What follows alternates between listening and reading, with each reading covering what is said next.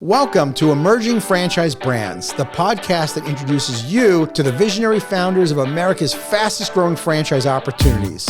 We'll also hear from industry pros as they share insights on what it really takes to achieve the elusive milestone of 100 plus locations. I am your host, Frank Fumey, founder of I9 Sports, and my 20-year journey from inception to acquisition has given me a unique perspective on how to succeed in franchising. Join me as we welcome today's guest. Hello, everyone, and welcome to Emerging Franchise Brands. We've got a great show for you today. We have a visionary founder, Jake Rankin, whose company represents one of the hottest trends in franchising. Jake, welcome to the show. Thank you. Thank you for having me. I'm excited to be here. Yeah, it's great having you. So you do represent one of the big trends in franchising. Why don't you tell everybody about Talem Home Care and exactly what you guys do? Sure. So we are in the senior care, healthcare space, the franchising industry, which is, as you know, very, very popular these days. And so the services we provide is kind of threefold. One is we provide in-home non-medical care. So it's we send caregivers into the home to do things like bathing assistance, dressing assistance, house cleaning, transportation, cooking, laundry. We call it activities of daily living. The other thing we do is when people can't stay home anymore, then we help them find a place to live. So it's called senior placement services. So kind of like how, you might have a realtor help you find the next place, next home to buy. We help find the appropriate nursing home or assisted living or memory care community. And that's a free service we offer to our clients. And then the last thing we do, it's all centered around kind of our approach, which is care management. So we focus heavily on being an advocate and a resource center for the community, helping them ask the right questions and get the services they need as they navigate the healthcare system. That's so cool. What about, you've got a really different story, unique story on how you got started in the business. And I love when entrepreneurs have their own personal experience that drives them to start their company. Why don't you tell us all about that? Sure. I'll kind of quickly summarize it. I started out 20 years ago, needing a change from just typical sales jobs that I had. And I was getting my master's in business at the time. And my uncle suggested, hey, why don't you look into healthcare? So I took a job as a caregiver, being a caregiver myself, taking care of the elderly. So I did that then I moved with that company, moved up within that company and eventually started my office for them. And throughout my career, I've done things from hospice to home health to house call physicians to home care. But what brought me back to the home care space back about 12, 13 years ago was some issues with my own mother and trying to figure out how to help her. And she was in the hospital and I had to make some tough decisions, life or death type of decisions. And the challenges I faced in dealing with the hospital and the doctors. And even though I'd been in the industry for a long time and knew what to do, I'm a certified senior advisor and was then as well. I just remember experiencing how difficult it was to work with the doctors in the hospitals. And it kind of made me angry. And I said, it was this hard for me. I knew it was going to be very difficult for people. I finally kind of felt what it was like to be on the other side. And it really kind of put a fire in my belly. It said, people need a place to turn to for advocates and information and, resources. And it's just not, there's a lot of brands that do what I do out there in the non-medical home care and senior placement space, but nobody does the case management and help the way that we do. And that was kind of how we got started. I didn't want to complain about it. I saw a problem and wanted to fix it. That's fantastic. So many companies are in that same space, though, and I want to kind of drill in more on that case management part because that does separate you from the pack. So I want the audience to hear how you guys do that and why that does make you different because you are truly an emerging franchise brand and you have a unique spin. So why don't you expand on that a little bit?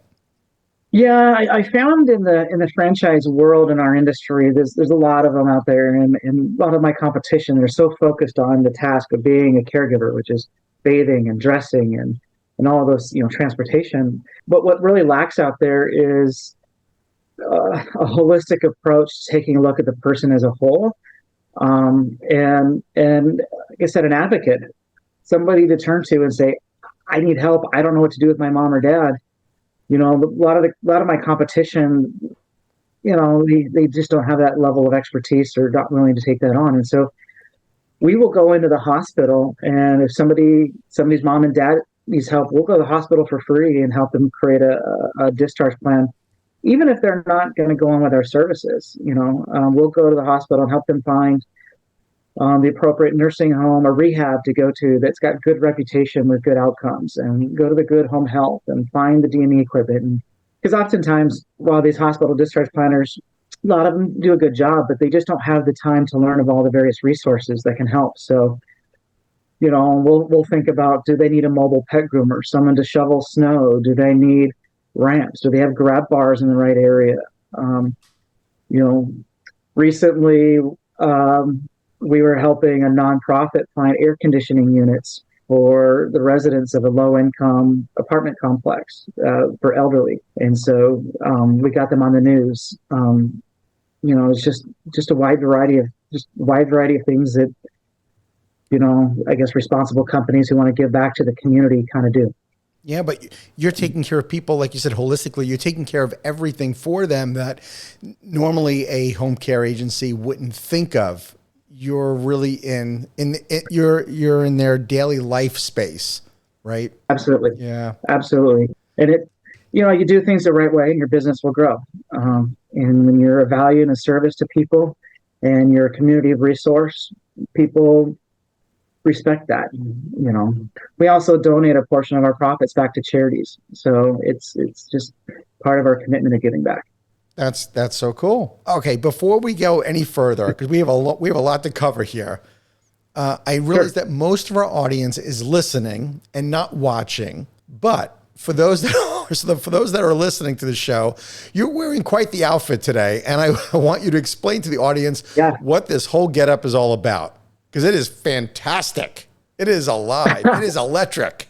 Yeah. So I'm wearing it's a rainbow colored, bright shiny shirt. I've got a tie that lights up on, and then, well, it's not lighting up right now, and then I've got a sequence, what do you call this? Bowler hat? Yeah. I think is what you call this. Yeah. The shirt sequins too. I mean, we got everything going on here. Yeah. And it started out, in addition to all the voluntarily work with the company, but personally, I'm very involved with my kids and my family, and I'm a Cub Scout pack leader. But I bought this outfit because my side hustle is I like to DJ weddings. Well, my kids, the elementary school, my wife is on the treasurer of the PTO, and they were looking for a DJ to DJ the elementary school dance. And I got voluntold that I was going to go do it. And so, which I love doing it anyway. And so I did. I bought an embarrassing outfit. I wanted to embarrass my kids. So I bought this loud, bright outfit to wear on stage when I was DJing with the kids. But my office staff saw the pictures of it. And so it's kind of become a little thing of mine that I wear when I'm out in the field doing networking events of some sort. My staff will tell me, hey, you need to wear that shirt. You need to wear your outfit when you go to this event. So it's kind of a conversation starter, when you go out. You're on networking. I love it. It's very, for those that can't see this, it looks very Disney Electrical Parade. For those of you that remember going to the Magic Kingdom, right? The Electrical Parade at night. That's what it looks like to me. It's fantastic. Yeah. All right. I normally have glasses too that light up, like big glasses that light up and blink and stuff. That's fantastic. I love it. All right. And you're from Milwaukee, right? I live in Milwaukee. You live in Milwaukee. Yeah. Where are you originally from? I'm originally from Pacific Northwest. Grew up in the Oregon, Washington, Idaho border for most of my early career. And then I moved to Colorado and founded the company in Colorado. I lived there for 10 years and then moved here to Wisconsin. back in 2015. All right. That's why you're still paying homage to your, to where you're from with the Steve Largent photo in the background. I like it. Yeah, Seattle. It's kind of where my roots are. Well, Oregon, Washington, Idaho border. But yeah, Seattle was our team. Nice. Absolutely. So, Jake, how long were you in business before you started to franchise the concept? We were in business for, let's see, it was about 5 years before we started franchising it. And, I always say that franchise found you, right? That's what usually happens. We don't usually set out initially to franchise where we start a business and all of a sudden it's like, I think franchising is the way to go. What led you to franchise the company? So I had my own business doing small business consulting where I was coaching healthcare related small businesses. And that's when that issue with my mother was happening, and I decided to launch my own company called Talem. But the plan was for me to launch Talem, just do it kind of locally there, and offer the services we have, and then go back to doing small business consulting.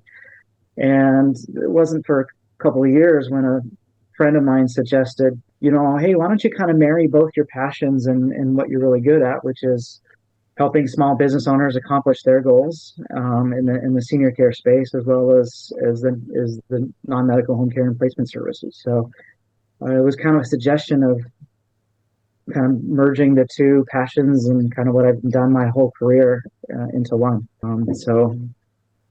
We did some research, and I went back to school to Georgetown University to get a franchise management certification, and then went on and got my CFE certification through my certified franchise executive certification through the International Franchise Association. And we launched as a franchise kind of all at the same time. And how did Talem get its name? We had a different name to begin with, but when we went to launch and we went through the U.S. Patent and Trademark Office, we realized we couldn't use the name. And oddly enough, the name was here in Milwaukee. And I even met them. And so we wanted a name that had a meaning behind it. And we had our own mission statement and our own tagline of empowering people to experience the full joy of living. And the name Talem is Latin, and it means to empower, lead, and achieve, loosely. I've also been told, I believe it's Hebrew, Jewish word as well for the same thing. And the empower, lead, and achieve, they're in our mission statement. So it's kind of built upon empowering people and leading them through the complicated healthcare system so they can achieve their goals of being healthy and independent at home. That is so great. And the industry is exploding, right? I mean, you're part of something that's very, very special right now in the industry. And able trying to be. Yeah. You're empowering people, and there's going to be how many millions of seniors that are going to need your services? Once the baby boomers reach full capacity, I think they're estimating 70 to 80 million seniors. Holy cow. And you have 7 franchises. Is that right? Yes, sir. And how many states? Yeah. And so we're in 4 states currently, and hopefully in about 2 weeks, we'll be signing paperwork to do another state, Texas. We're moving into Houston area. You have a long way to go, my friend. You are definitely going to rise way above those single digits and on your way to 100 plus. Well, I don't know if we want to, honestly. That's not necessarily our goal and our strategy. We want to have 100, 200 territories sold, but we really are trying to focus on finding the right franchise owners and franchise partners, really, in hopes that they will have so much success in their first territory. We want them to have territory 2, territory 3. So our main goal is to have 50, 60 franchise owners and have each of them grow to 2 or 3 territories. I love that. I love that you're not focused on the quantity, but more so on the quality. Yeah. And so many franchisors don't think that way early on. It's really about how fast and you crash and burn when you try to grow as fast as possible. Not to mention, we don't want to compromise the quality of the person that's coming into the system. So considering that you only have 7 franchise locations sold since 2017, and you're very, very selective, tell me what does make you different? What are some of the traits that that, Jake, that you look for in a franchisee that it sounds like maybe other franchisors are willing to overlook? Um, some of the things that makes us different is our territory size and the training we provide. And there's a long list of things that makes us different from the standpoint. But what we're looking for is franchise owners, first of all, with a heart and passion for this. I think a lot of people will look at this industry and say it's a fast growing industry. You can make a lot of money in this industry. There's articles galore that talks about this industry and how profitable it can be.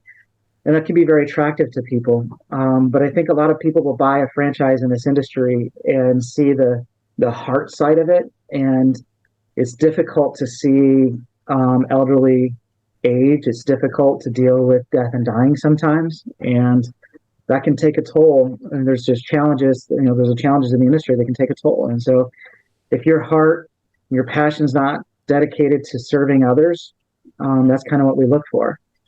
We also look for franchise owners that want to be actively involved in the community and does not want to sit behind a desk. You can't sit behind a desk to grow this business. And so somebody who's comfortable doing marketing and sales and getting out and involved in the community is something that, oddly enough, is hard to find. A lot of business owners think that they can just buy a business and do Google marketing and advertising and poof, it's going to happen. Right. And although I wish that would be the case, it would make my life easier if that was the case. It's not easier. So you have to have a heart and passion what you're doing and comfortable doing some sales and marketing. Well, the advantage, basically. the advantage that you have over other franchisors is that you get to have a real close relationship with your franchisees and better understand their Absolutely. needs.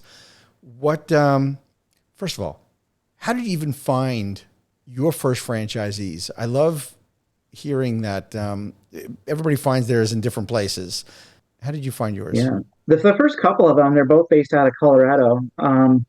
One of them, the first one, was just through some introduction through a franchise broker, and he was literally days away or weeks away from purchasing another brand, and he just kind of took the call on a whim.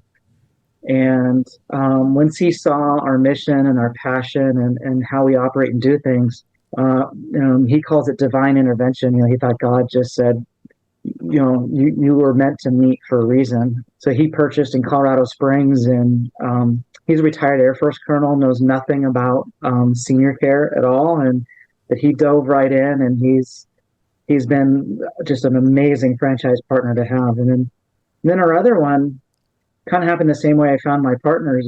It was a friend of mine from college that we were always kind of close with. I've actually introduced him to his wife. I'm responsible for him getting married a little bit, and he saw the success I was having and thought, hey, how do I get involved in that? And so he's taken more of an absentee owner, so he still has his full-time job, and it's not the ideal situation. I think he'd be the first to tell you that was a really difficult route to take. He even lives in a different state than his office, and I don't recommend that at all. But he's had a lot of success so far also, because we were able to find him good help and the right people to run it. As a franchisor, what do you think it takes to building that solid foundation in those first, half dozen or so franchisees? I think just like any business owner, if you're going to start a business, it's going to take a lot of hard work. You can't put in just 40 hours. I hate to say it, but any business owner will tell you, I work way more than 40 hours. But I think it's important, and it's part of our core values is as having that family work-life balance. And so it's important you have that time to have that family work-life balance. And that's where a lot of the technology we have will help with that. But, you just got to be willing to put in the effort and not be afraid to dive into the areas that you are not comfortable in. I think a lot of people tend to gravitate to the areas they're comfortable in, and that's what they focus on. But they're only going to be successful if they tackle the uncomfortable things, in my opinion, because the comfortable things will be easy. These things that aren't easy will become easy once you tackle it. We often, right, we've heard before that the level of success that we achieve is based on the willingness of how much we're willing to get out of our comfort zone, right? Yep, absolutely. And that means following the playbook and following the formulas that we, the strategies we have for success. And, and it's also centered around communication and constant feedback. That's another reason why we want to stay small, is we don't want to be an out of touch franchisor that does not understand how things operate with boots on the ground. We really want to be hands on in our training and support. And so we're extremely active. Me and my team are extremely active in the lives of our franchisees and how we help. I would imagine one of the challenges in your franchise is, unlike, a food, service or, a quick serve, is that it's rinse and repeat. And in your business model, or I should say in your customer model, the customers come from all different walks of life. They have all different needs, all different challenges. How do you adequately train your franchisees to be able to adapt and to be able to serve their customers, patients? I'm not sure what you call them. Do you call them, are they just customers? Or are they? They're our clients. Your clients. They're just clients of ours. Yeah. So, how do you serve the clients when they have all different challenges that they're facing? And how do you train for that? I think it starts with culture, the culture that the franchise owner sets within the office. I think in our industry, the caregiving staff are not treated very well from agencies that, they work for multiple agencies. And, oftentimes these caregiver staff, they're low wage hourly employees. So oftentimes they've had rough lives, and oftentimes they don't, they have, the low hourly paying jobs. And I don't think oftentimes they've had such hard lives that they've never been given opportunities for success. And so if you create a culture that's based off of mutual respect with your caregivers, offering opportunities for growth, we offer tuition reimbursement programs, and treat them, you don't treat them like employees. You've got to treat them, I feel, like family members. You've got to treat them with respect. And, one of the biggest things we're doing right now is, when we have our clients, so we go in and we create what's called a care plan of the things that we're supposed to do when we go into the home. Well, my question is, why aren't we creating care plans for our employees and our staff as well? Identify what are their goals and how do we help them accomplish the goals? Because our mission of empowering people to experience the full joy of living, that doesn't mean it's necessarily empowering just the elderly to experience the full joy of living. That concept goes to everybody whose lives we touch. And so I think that's how, if you have happy employees who are dedicated to you and believe in what you're doing, that loyalty will go a long way. And then the world, is at your fingertips. You can accomplish anything once that happens. Jake, you hit on something that so many entrepreneurs miss out on. They focus on the customer-centric aspect of the business. Yep. And culture is everything, right? It's the entire ecosystem. If we are franchisee-centric and employee-centric, we will take care of the customers, but we've got to take care of our franchisees. The number one. Our franchisees and our employees, they're our number one customer. It's what I say constantly. Who's our number one customer? Why are we not providing superior customer service to our number one customer? Because that'll help provide superior customer service to our other customers. I didn't understand that when I first started. I franchised in 2003, and I was so customer centric myself because I had run my business, my sports leagues. And I think when I first franchised, I was so hell bent on making sure that the customers got what they needed that I missed that. I missed that piece at first, and it took a lot of bumps and bruises. I'm being honest with you. It took pain. It took me bumping, bumping heads with people and realizing that I'm focused on the wrong thing. I was so committed to making sure that my customers had the greatest experience. And even if I had to ram that down the throat of the franchisees, and I realized that that was the missing piece for me, that I had to recognize that they were most important. And by taking care of them, I know that they still have their priority is they want to take care of the customers too. And not everybody gets that. Again, I did not grasp that at first. It took pain. Once you hear it and understand it, it's easy to grasp and understand, but the implementation of it is so hard. That's why, again, where franchise owners with good management experience, good leadership experience, and a heart and a passion for what they're doing, if you don't have a heart and passion for what you're doing, that's not going to shine through down to everybody else. Right. It's appreciating, right, that every franchisee, they come from a different walk of life. They come from a different experience, different skill set. And that's the power of franchising, right? You're harnessing that, of having their expertise and experience, while at the same time they're believing in your culture. And everybody needs to know that they're all rowing in the same direction. Doesn't always seem that way all the time, but we have to be committed to rowing in the same direction. We may not always get there the same way, right? And that means give them a seat at the table to help make decisions. Being open to listening to them, and not just take it as noise. It's got to be constructive feedback and open to a mutual accountability. That's part of our, again, core values is family. Family is part of that core values, and it's treating each other like family. It's being able to have disagreements, and just like you do with your best friend, your loved one, your mom or dad, you're never going to see eye to eye with them. But if you have the same love and respect for each other that we do with our franchisees, that we do for our mom and dad and best friends or whoever, that's when you really win. What I love about this conversation is that we have an audience of not just people interested in buying a franchise, right? But we have emerging franchisors themselves. And this gives them kind of a peek into the culture of what's really needed to grow your franchise.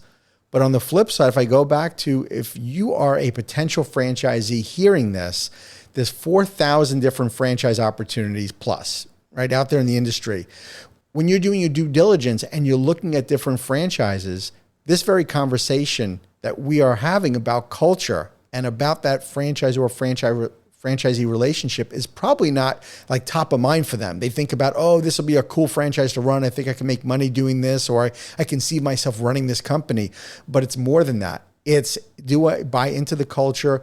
Do I think that the franchisor really appreciates me and appreciates my background? And do I bring a skill set and having a seat at the table, like you're saying? That's what makes a franchise relationship really tick. And I think, a lot of people, we're small, right? We got 6, 7 franchises, and a lot of people think that as a disadvantage for us. But, if I was buying a franchise, like you said, that culture, that relationship is only going to happen. That's why I would not be afraid to work with someone who's so small, because the larger ones, the McDonald's, the Subways, or whoever, they're set in their ways. They're not going to listen to you. They're not going to give you the opportunity there. Private equity firms are major players in our space, and a lot of private equity firms buy franchise brands, not us, and oftentimes you just don't have, the culture is not there, and the ability to have a say in how things progress is not there. And so if it was me and I was looking to buy a franchise, I would want to have the ability to have strong, have good conversations to affect how the company as a whole operates, because it's circular relationship. My success is strongly dependent upon them, and their success is strictly dependent upon me. So you've got to have that give and take back and forth. Sure. It's you're in the lifestyle business, right? This is not a franchise that you just kind of set it and forget it and hire folks. That you are really intimately involved in this. And it is, right. I felt like my business was really a lifestyle business where people were proud that they owned it. They rolled up their sleeves and they were involved in it, and something they saw them doing, either doing themselves for life or handing down to their children and making a real difference in people's lives. You are making that difference in folks' lives, that you have to have somebody that's really all in, that they not just believe in the culture, but they're willing to go the extra mile. Yep. And as you grow, you can grow your empire, you can get more territories, you can get bigger, and you'll have people in your life, there's got to be a good balance there. I'm not saying that you have to work 40, 50, 60 hours a week all the time. It's just at the very beginning stages, it's going to take a lot of work. Right. How do your franchisees find clients? The primary way is getting involved in the community, that care management approach that we have, and attending networking events, and seeing referral sources and accounts, and building relationships and convincing them to refer to you.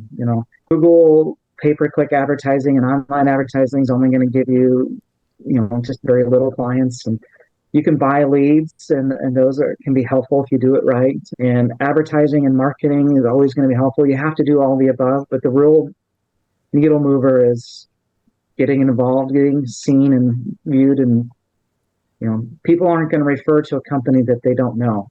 They're not going to throw a dart and say, I'm going to choose Talem Home Care. They need to see and experience and feel what we're about. And once they do that, most referral sources are hook, line, and sinker. They want to work with you. Mm. How many people are on your corporate staff, and can you elaborate a little bit on the training and support that you provide franchisees? Sure. So we have one, two, three, four, five of us, 5 to 6, and a part-time. So 5.5 of us on the corporate side. And we kind of take a hub and spoke model to our support. As a small business owner, you kind of have to know everything, right? You have to be experts in HR and experts in digital marketing and experts in advertising and experts in accounting and experts in all of the above. But the reality is nobody's the expert in everything. So instead of giving, a franchisee one primary person to talk to, we give them a whole wide variety of experts so they can talk to based off of those things. And so my partner, Todd, he's our payroll and billing and technology expert. And then Laura is operations and rules and regulations expert. And then Jamie is our sales and marketing expert. And so, but in addition to just the staff that we have, it's also our vendors that we have. We kind of require our vendors to be those field support people and being they have to have a good close relationship with their franchisees, otherwise they're not going to be a vendor of ours. And so we've got people that can merchant services expert, insurance expert, HR experts, payroll experts, employee benefit experts, that they can pick up the phone and get instant help and information to answer any questions with any problems they're facing. Jake, man, you're doing it the right way. I'm trying. You really are. You guys are a small franchisor, but you're not short on resources that you're giving to your franchisees. I'm impressed. What's been what do you say has been your biggest surprise since you started franchising? Well, the biggest surprise is, I've had some franchisees that I sold to, and then that's this constant challenge trying to figure out who the perfect franchisee is. But my biggest surprise is people buying a franchise and not wanting to work 40 hours in the business. Honestly, that was my biggest surprise. People spend a lot of money to buy a franchise and get their business off the ground to only work 10 hours, 5 hours a week, 15 hours, 20 hours a week in their business. I think that's probably the biggest surprise I've had in so far, if I'm being honest. Wow. Dude, if we would have met 20 years ago and we had this conversation, I would have told you that is exactly what my biggest surprise was. I didn't know that some people were going to treat buying my franchise like they bought a piece of real estate. They were super excited, like, all right, I'm an owner now. And I would be like, yeah, now the work starts. You literally just invested in a business. It doesn't run itself. It's a breathing, living thing. Like you've got to continue to give it life. And I was baffled early on, like somebody paid me $30,000 and felt like, okay, I've arrived. I own a business. I own a franchise, and they didn't get it. But you know what? Going back to that time frame, I think maybe I could have done a better job of sorting out the right franchise owner from the wrong franchise owner, because I don't think I really knew what was the right traits of a franchisee. And I know it's really hard to like measure hunger, but I always say, hunger, I think is the number one trait you need to be successful. And I came across people who weren't very hungry, and they treat it like, like it was a piece of land. Yep. Yeah, I agree with that. They just, I don't know. And then lack of advertising, for growth, a lot of them, they don't want to spend money on any type of advertising or digital marketing, and they don't get involved in social media. And then they'll say, well, I don't like to do the sales and marketing, or I don't believe in it. And I've just seen it, and I'm like, well, then how do you find your clients? How are you planning to find your clients if you don't want to do those things? It's just, it shocks me sometimes. Yeah, well, it's getting out of your comfort zone, right? So if you're not Yep. comfortable with marketing or you're not comfortable with sales, I always tell people that's fine. If you're not comfortable doing it, great, but get somebody else to do it. Just because you don't like doing something doesn't mean it doesn't get done. Yeah, we just recently talking about vendors and partners. We just recently switched vendors for our website, and this new company specializes in senior care digital marketing. But what's really great about them is they also have they back up the sales training, so they are really strong proponents of taking what you do offline, that sales and marketing, getting the community, all the events you do, and then bringing that and mirroring that with your online efforts as well. It's just amazing. What Yeah. about now that you've been at this for several years? What advice would you give to people who are considering joining Talem now that you've got some years under your belt? The first and foremost is to search your heart. Like you said, it's more. I love what you said about it being more of a lifestyle. If you own a restaurant or a retail shop or something of that nature, oftentimes you just work Monday through Friday 8 to 5, and you kind of turn it off after that point. Unfortunately, in our business, it doesn't happen that way all the time. And so until you get your business up and you have some staff under you, it's kind of a lifestyle that consumes you for a while. So the other advice I have is just don't be afraid of whether it's my company or a different company. Just don't be afraid of the smaller companies. To us, it means more. The amount of personal touch you're going to get from us is going to be astronomically different than larger brands. So don't be afraid to look into it. I think that is that goes a long way for folks that realize if they have a need that they want to be involved, having getting that personal touch, and also being instrumental in the growth of the company. That this is the kind of brand to really be around. Not every franchise is a right fit for people, even in the same industry. They have to match their personality with the culture of the organization. Sort of like what we were saying earlier, how important culture is. Your culture is not going to be right for everybody. For somebody that just wants, kind of a set it and forget it and be part of a machine, they should probably go somewhere else. Right. That's not for us. A lot of people, absentee owners, like, I just want to buy it and hire staff and just keep my day job while I do this. That's not necessarily for us. Even in our industry, that's not for us. Yeah, you definitely look for somebody that really wants to make a difference in people's lives more intimately, to be really involved in that, right? Yeah. So I know you said earlier that you're not looking just to grow this thing as big as possible. It's not about how many franchises you can sell, but what is your vision, though, ultimately for the brand? My first goal is to get about 20 franchises sold, and I really want to get them to averaging 1.5 to 2 million a year. That puts people above the 50th percentile mark nationwide for our industry. And then really try to focus on that. But we're really focusing on slower, controlled growth. We only want to sell 1 or 2, maybe 3 a year. I mean, we'll take more if we have, but we're not pushing hard for that. We really want to bring somebody on board them, give them our full attention as much as we can to get success, and then duplicate that, and then duplicate that, and then duplicate that. So our 5-year plan is to get to 20, and then I'll be happy. I'll be happy if we just stay at 20, but if we go to 40 to 50, that's fine too. But I don't know if we want to get much more than that. But controlled, honestly. It's about controlled growth ultimately for you. It is controlled growth with the right partners who see the value in what we're doing it and the way we're doing it. For an emerging franchisor that's listening to this podcast right now, that's considering, do I sell the private equity and be part of a platform? You don't have the luxury to say, you know what, I think I want to grow to, 20 franchises and I want to have this slow, steady growth. It's all about throwing it in fifth gear and growing it as fast as possible, right? That's just it's a different mindset. It's nothing wrong with it for folks that want to do that, but it is a completely different way about going about the business. It is. And people are saying, well, you have to get quick to being royalty sufficient. But, we're royalty sufficient. So, the common numbers are, you have to be 20, 30, 40 units oftentimes to be royalty sufficient as a franchisor.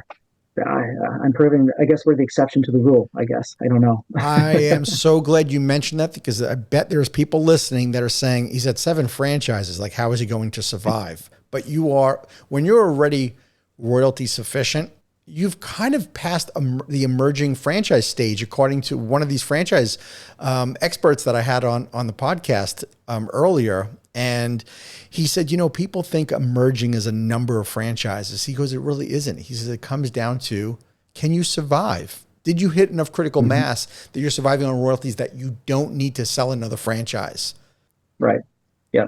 That's why we're able to grow slowly and find the right people. And control it. What about geographically? Are you looking to expand in a certain number of states, nationwide, or where's your head at with that? We are kind of focusing on nationwide, but there's certain states that you just don't want to do this in at all right now. So we're not focusing on those states. And then there's some states that absolutely you want to do this in. So those are the ones we're putting more of an effort in.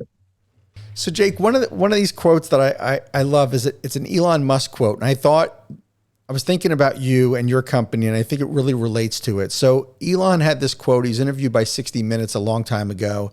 And he said that he wanted to address the false perception that electric vehicles had to be ugly, slow, and boring like a golf cart. Oh. And when he started Tesla, that was what he wanted to address. I think with Talem, you wanted to address some sort of false perception in the senior care services. What would you say was your angle? I guess the false perception, I guess I'm trying to accomplish is, within the medical community, you have doctors and nurses, and you have home health, and you have hospice. And the non-medical world, what we do is not very well known, or difficult and challenging, because they think it solely has to do for rich people, private, people who have money and they can afford it. And I guess what we're trying to change in that stereotype in our care management approach is we are fully here and a very important piece in the healthcare continuum, and making sure that people stay out of the hospital and can stay home and healthy and independent. And it doesn't cost insurance companies a lot of money to work with us. And so the model that we take, not only do we focus, yes, we do work with those private pay individuals, but again, one of the rarities that we have and that makes us different and unique as a franchise brand is we also work with VA, and we have the VA contracts and different VA programs. And we take other payer sources that are not typical that you would see. Some states we take Medicaid. So, you don't have to work with just the rich, that home care is for everybody, and we have a place in this world. That's beautiful. Well said. What about if somebody was interested in becoming a Talem Home Care franchisee? How can they go about finding more information and be part of your team? Go to our website, talemfranchising.com, and you can fill out the form there. You can read a little bit more about us. I also encourage you to go to our YouTube and take a look at some of our other videos in there. There's a video that talks a little bit more about our heart and passion behind our founders video, and heart and passion, what we do. Or just call us directly. Was it 833 Talem HC is our phone number, and how to find us. And just call us and interview us, ask us questions. Never hurts to have a talk. No, not at all. How long is the process about for you guys when you're talking to a prospective franchisee from start to end? We really, again, this is another compliment we've had over the years, is we're not very much in your face. We move at the pace of the person and what they're willing to do. So, we can move as quickly as a month. We can move slower than that. So it just varies. But I would say there's about 7 or 8 steps that we put people through in the whole vetting process for us. That's great. I love it that you're not rushing people. They don't feel like they're being pressured, being sold a franchise. No. You're letting people go at their pace, because sometimes you have the right franchisee, wrong timing, right? Or, right. We're not, but just adapting to where they are, I think is fantastic. The one in Houston, he's going to be purchasing, I think, here in a couple of weeks. I've been working with him for about 2 years. And then I have another one in El Paso, Texas, that's been about 1.5 years, but he's coming at the end of this year. He says, January 1st, that's my timeline. I said, okay. Jake, the beauty is you get to do this at your pace, right? Yep. slow and steady Absolutely. does win the race. And you're going to avoid making a lot of common mistakes that other franchisors make by you getting to grow it at the rate that you're comfortable with. So that's, I think, that's so important. The last thing I'd like to end with, I call this the tip jar. I found that the franchise community is just so generous in giving information to helping fellow franchisors. What piece of advice would you give to an aspiring entrepreneur that is looking to franchise their concept? That's looking to franchise a concept. Get yourself educated. Don't rely on just one consultant or one attorney to help you do this. I think that I went to school at Georgetown and got my certificate in franchise management, but Georgetown University has a great program. West Palm Beach Atlantic University, with the Titus Center there, who I'm on the board there, they have a great program. I heard that Denver University just got a franchising program, Louisville, Kentucky. So there's programs out there, but get yourself educated, align yourself with the right vendors and partners, and remember that while you're good at what you do, once you become a franchisor, you're in the business of franchising. You're no longer in the business of whatever it is you're doing. And so you have to think in that business. Amen to that. That right there, that is absolutely gold. People forget that. They don't realize what business they're in. My franchise professor at Georgetown, Dr. Ben Battalion, he always says that. He says, you're in the business of franchising. Forget what you know on how to run a business in what you're currently doing. You're in the business of franchising, and you have to learn how to run a franchise. Dr. Ben's a good guy. He is a smart man. You know Dr. Ben? Yeah, Dr. Ben's amazing. Yes. He's a brilliant man. He's been so instrumental in franchising for many years now. And I think the world of him. He does. He's been a good mentor for me. That's great. He's whatever he lets me pick his brain every once in a while. He's got his consulting company too, that every once in a while I can get little nuggets out of him. But hearing different voices from people, I think you hit the nail on the head earlier, is not just one consultant, not just one lawyer. Everybody has their own opinion about what's going to work in franchising. And by going through an ongoing education program, for folks that are listening to this, the IFA has a CFE program, which I know, Jake, you got your CFE. I have mine as well, Certified Franchise Executives. And you get to, by getting your CFE, you get to not only you're participating, obviously, in conferences and events, but whether you're on a webinar or at a conference, of hearing from different people that are sponsored by different companies or different events. It just gives you another aspect of the business from hearing different folks' opinions, because there is no one way to franchise the right way. Absolutely. Yeah. Absolutely. I told my model people, and they're like, it will never work. But here I am with 7 locations, and we're royalty sufficient. So I'm happy with that. And with that said, Jake, it was an absolute pleasure having you on today. I wish you all the best in the future. And thanks again for being on the show. Thank you for having me. Thank you. Thank you for tuning into the Emerging Franchise Brands podcast. For additional insights, guest applications, and to stay connected, visit us at efbpodcast.com. The Emerging Franchise Brands podcast is for entertainment purposes only, and the views expressed do not necessarily represent those of Emerging Franchise Brands, its host Frank Fiume, or Emerging Franchise Group, LLC. Any discussed franchise or investment opportunity requires thorough investigation, obtaining proper disclosure documents, and expert consultation before making any investment decisions. The podcast and its host do not offer professional advice or endorsements, and they hold no responsibility for actions, representations, accuracy, or consequential damages related to the podcast content.